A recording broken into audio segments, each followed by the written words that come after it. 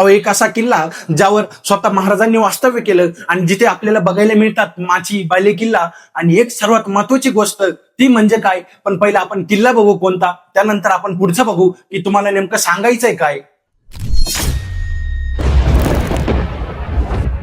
आज पण आपण जर मुल्लेरच्या जर किल्ल्यावर जर गेलो ना, तर आपल्याला त्या ठिकाणी एक बघायला भेटतं गणेशाचं मंदिर. अहो, किल्ल्याच्या मध्यम भागामध्ये एक मंदिर आहे आणि त्याचं प्राचीन काम केलं गेलेलं आहे. ते मंदिर म्हणजे गणेश मंदिर. अहो, ते गणेश मंदिर इतकं प्रसन्न आहे ना, त्या ठिकाणी जर जाऊन जर बसलं ना तर अतिशय मन प्रसन्न होतं. पण आजकालची स्थिती काय झाली, आपण किल्ल्यांना कपल स्पॉट बनवून टाकले. आज आपण किल्ल्यांवर जातो आपल्या गर्लफ्रेंडला घेऊन, बायकोचं तर ठीक आहे, बायको आपली असती, पण गर्लफ्रेंडला घेऊन जातो आणि त्या किल्ल्यांना आपण कपल स्पॉट कॅफे बनवून टाकलं आणि किल्ल्यांचं वाटव करून टाकलं आणि ते जीवन व्यस्त होऊन गेलं.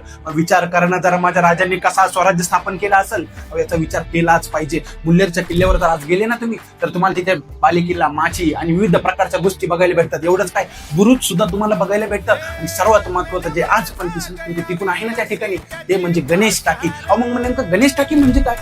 त्याच गडाच्या कातळ्यामध्ये एक टाकी कोरली गेली आणि तिला नाव दिलं गणेश टाकी. म्हणजे का गणेश टाकीच का, अहो त्या टाकीमध्ये सुद्धा एक श्री गणपती बाप्पाची एक मूर्ती कोरली गेली आणि त्या भिंतींवर एक नक्षीदार काम केलं गेलं. अहो, म्हणून त्या टाकीला म्हणतात गणेश टाकी. आज पण आपण जर ट्रॅकर्स तिथं जातात आणि शुद्ध पाण्याचा स्वाद घेतात आणि तिथंच त्यांचं मन रमून जातं. अहो त्यावेळेस जे बनवून ठेवलेलं आहे ना, आज पण ते आपल्याला बघायला भेटतं, पण आपल्याकडे टाइम नाही ते बघायला जायला. आपण इतकी निर्लज्ज होऊन गेलो. हा स्वराज्य इतका मेहनतीने स्थापन झालाय, त्याची आपल्याला लाज सुद्धा वाटत नाही की महाराजांनी आपल्यासाठी काय केलं.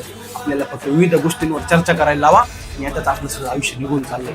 पण अशाच नवीन नवीन गोष्टी जाणून घेण्यासाठी ना सबस्क्राईब करायला विसरू नका, कारण पुढचे पण व्हिडिओ लवकरच येत आहे. हे गाईज, सबस्क्राईब करायला विसरू नका. चॅनलचं नाव आय एम निखिल सानप, कारण रील नाही रिॲलिटी.